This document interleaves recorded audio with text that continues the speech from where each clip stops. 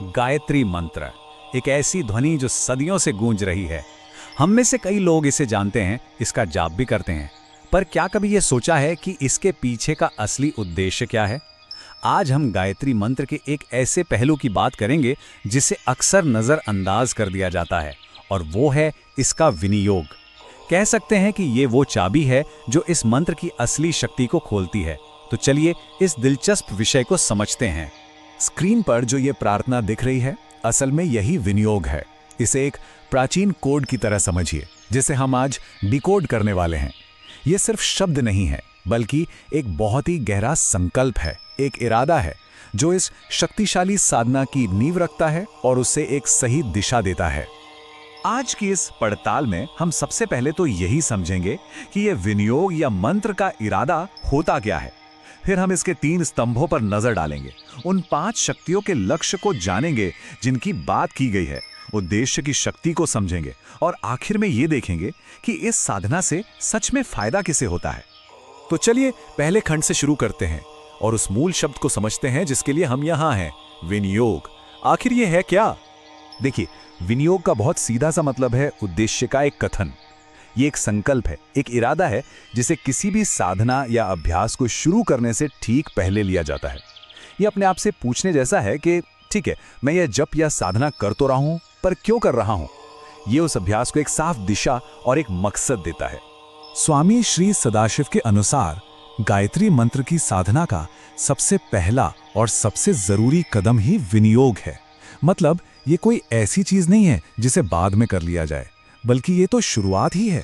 किसी भी अभ्यास को शुरू करने से पहले उसका इरादा तय करना ही पहला काम है। अच्छा, तो अब सवाल ये है कि ये उद्देश्य बनता कैसे है? चलिए आगे बढ़ते हैं और देखते हैं। इस विनियोग प्रार्थना के अंदर ही इसके 3 सबसे जरूरी हिस्से बताए गए हैं। विनियोग में इन 3 स्तंभों को साफ तौर पर स्वीकार किया जाता है। पहला, ऋषि विश्वामित्र, जिन्होंने इस मंत्र को ब्रह्मांड से पहली बार महसूस किया। दूसरा, देवता सावित्री, जो उस दिव्य ऊर्जा का स्रोत हैं। और तीसरा, गायत्री छंद, जो वो खास मीटर या ढांचा है जिसमें ये मंत्र बना है। तो हमने मंत्र की नींव को समझ लिया, उसके ऋषि, देवता और छंद। पर अब सवाल ये है कि इस नींव पर बनाना क्या है? एक साधक विनियोग के जरिए आखिर किन लक्ष्यों को हासिल करना चाहता है? विनियोग 5 खास शक्तियों को पाने का लक्ष्य रखता है। मानसिक बल, प्राण शक्ति, ज्ञान, बुद्धिक बल और आत्मिक बल। ये सिर्फ आध्यात्मिक शक्तियां नहीं हैं, बल्कि ये हमें हमारी रोजमर्रा की जिंदगी में ज्यादा असरदार और बेहतर बनाने में मदद करती हैं। और सबसे अहम बात यह है कि ये शक्तियां स्व पर कल्याण के लिए हैं, मतलब सिर्फ अपने लिए नहीं, बल्कि दूसरों के और पूरी दुनिया के भले के लिए। और ये हमें सबसे जरूरी हिस्से पर ले आता है, एक साफ सचेत इरादे के साथ जप करने में और बिना किसी इरादे के बस एक मशीन की तरह उसे दोहराने में आखिर फर्क क्या है? अभ्यास की 2 अवस्थाएं हो सकती हैं। एक है सभान दशा, यानी सचेत अवस्था, जहां मन पूरी तरह से लक्ष्य पर टिका होता है। और दूसरी है यंत्रवत अभान दशा, जहां मन तो कहीं और घूम रहा है और मुंह से बस मंत्र निकल रहा है। यहां तर्क यह है कि जब अभ्यास को उद्देश्य के प्रति सचेत होकर किया जाता है, तभी वो ब्रह्मांड की ऊर्जा को अपनी तरफ खींचता है।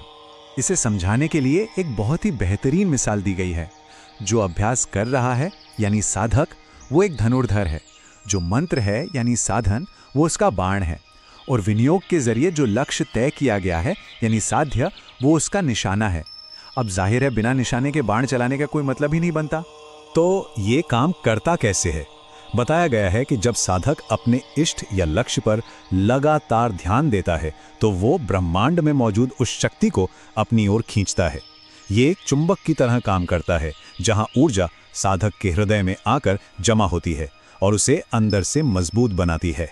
चलिए अब इस पर बात करते हैं कि ये अभ्यास आखिर है किसके लिए और अलग अलग तरह के लोगों पर इसका असर कैसा होता है।